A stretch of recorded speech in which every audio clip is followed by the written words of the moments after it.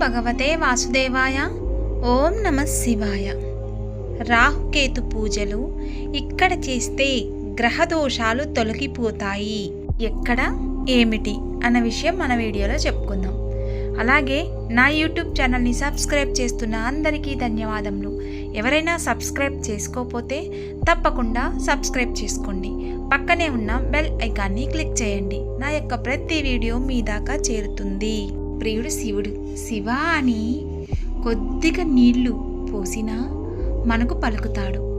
కాళహస్తిలో జలాభిషేకం లేదు. చాలా శివాలయాల్లో ముట్టుకొని అభిషేకం చేస్తారు. అన్ని రకాల అభిషేకాలు చేస్తారు. అంటే జలాభిషేకము, పంచామృత అభిషేకము, నీళ్ళ అభిషేకము, విభూతి అభిషేకము, అన్ని రకాల అన్నాభిషేకము, చాలా అభిషేకాలు జరుగుతూ ఉంటాయి. ఉజ్జయినిలో అయితే విభూతి అంటే భస్మం అభిషేకం జరుగుతూ ఉంటుంది. ప్రతిరోజు జరుగుతూ ఉంటుంది. అక్కడ కాళహస్తిలో కర్పూరంతో అభిషేకం చేస్తారు. ఎందుకంటే స్వామికి జలాభిషేకం లేదు. కాళహస్తి స్వామికి కర్పూర అభిషేకం చేస్తారు, స్వామిని ముట్టుకోకుండా. కాళహస్తి స్వామి వాయులింగం కనుక మహాలింగం, ప్రాణలింగం అని కూడా అంటారు. దేవాలయం అన్ని చోట్ల జ్యోతులు ఉంటే శివలింగము ఎదురుగా ఉండే జ్యోతి మాత్రం రెపరెపలాడుతుంది. మిగిలిన జ్యోతులు అలాగే ఉంటాయి. ఎందుకంటే స్వామివారి ఉచ్ఛ్వాస నిశ్వాసలు అది కదులుతూ ఉంటుందని, ప్రాణము ఉన్న శివలింగమని చెప్తారు. అందుకే స్వామివారికి నవగ్రహ కవచాన్ని ధరింపచేసి ఉంచుతారు. 9 గ్రహాలు చేసిన కవచం. మనము స్వామివారిని చూసినట్లయితే కట్లు కట్లుగా కనపడుతుంది. కర్పూరంలో అభిషేకం చేస్తారు. ముట్టుకోక కవచాన్ని తొలగించరు. స్వామి జల అభిషేకం లేదు. నవగ్రహ కవచము స్వామివారి మీద ఉండడం వలన నవగ్రహ కాళహస్తి స్వామి ఆధీనంలో ఉంటాయి. ఇది ఇక్కడి ప్రత్యేకత. ఎక్కడ నవగ్రహ కవచాన్ని ధరించిన పరమేశ్వరుడు లేడు. శ్రీకాళహస్తిలోనే కనిపిస్తాడు. శ్రీకాళహస్తిలో ప్రతి రోజు ప్రత్యేకమే.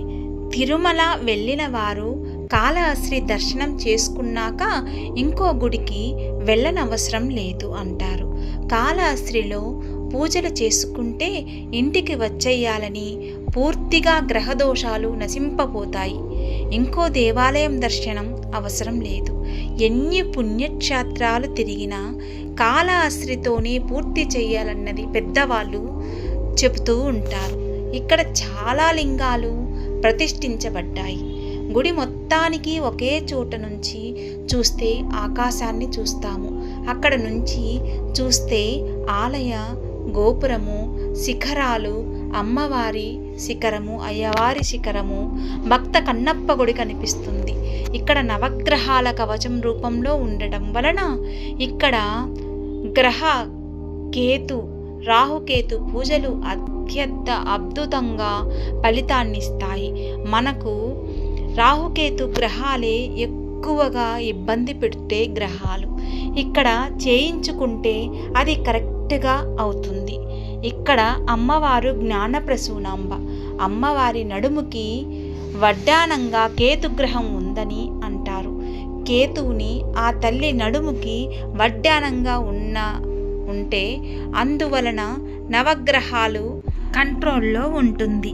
ఈ క్షేత్రంలో చిత్ర మహత్యం, ఆ ప్రత్యేకత, గ్రహాలను అదుపు చేసే శక్తి అక్కడ ఉంది. అందుకే అక్కడికి వెళ్తూ ఉంటారు. గ్రహణం వచ్చినప్పుడు తిరుమల శ్రీవారి దేవాలయం కూడా మూసివేస్తారు. మళ్ళీ మహా సంపోక్షణ చేసి దేవాలయం తెరుస్తారు. దేవాలయంలో అంతా శుద్ధం చేస్తారు. శ్రీకాళహస్తిలో గ్రహణ కాలంలో గుడి తెరిచే ఉంటుంది. గ్రహణం స్వామిని ఏమీ చేయలేదు.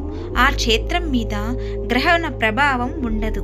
గ్రహణ సమయంలో రాహుకేతు పూజ, గ్రహణం సమయంలో శివాభిషేకం అత్యంత అద్భుతంగా జరుగుతుంది. అక్కడ దేశవ్యాప్తంగా అన్ని దేవాలయాలు మూసివేస్తారు.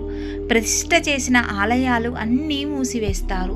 ఇక్కడ ఉన్న పరమేశ్వరుని వలన ఈ ప్రత్యేకత లభిస్తుంది. స్వామి భక్త సులభుడు కనుక ఆ పరమేశ్వరుడు స్వామి ఎంత కరుణా కటాక్షం ఉంటే ఈ కొండ మీద ఉన్న భక్త కన్నప్పకు తొలి పూజ చేస్తాడు. ఆ తరువాతనే స్వామివారి పూజ జరుగుతుంది.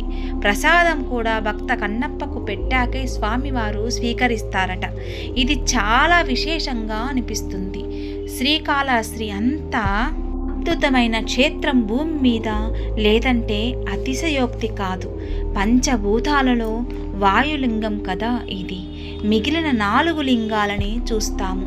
అగ్నిలింగం అరుణాచలేశ్వరుడు, పృథ్వీలింగం ఏకాంబరేశ్వరుడు కంచిలో, జంబులింగేశ్వరంలో ఉండే జలలింగం జంబుకేశ్వరుడు, ఆకాశలింగం చిదంబరంలో చిదంబరేశ్వరుడు.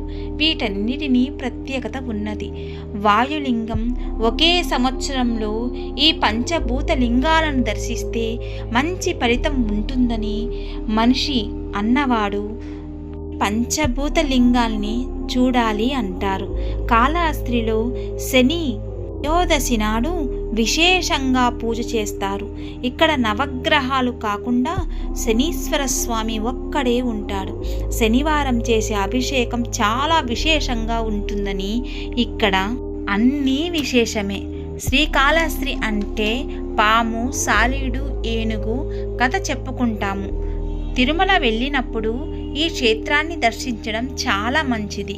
గుడికి హడావిడిగా కాకుండా నిదానంగా ఉండి చూసుకొని ప్రశాంతంగా దర్శించుకొని రావాలి. అర్థమైందా? రాహుకేతు పూజలు ఎందుకు ఇక్కడ ప్రసిద్ధిగా చేస్తారు, ఎందుకు గ్రహపీడలు ఇక్కడ తొలగిపోతాయి అన్నది ఆ పరమేశ్వరుడు ఆధీనంలో ఉంటాయి నవగ్రహాలు. అందువలన ఈ గుడికి అంత ప్రత్యేకత. స్వామివారు వాయులింగంలో ఉంటారు. మన భక్తుల కోరికలు తీర్చడానికి కొంగు బంగారమై వెలిసి ఉన్న కాళహస్తీశ్వరుడు, జ్ఞాన ప్రసూనాంబ తల్లి చల్లని దీవెనలు అందరికీ ఉండాలని మనస్ఫూర్తిగా కోరుకుంటున్నాను. ఈ వీడియో మీకు నచ్చినట్లయితే తప్పకుండా సబ్స్క్రైబ్ చేయండి, షేర్ చేయండి, కామెంట్ పెట్టండి. సర్వేజన సుఖినో భవంతు.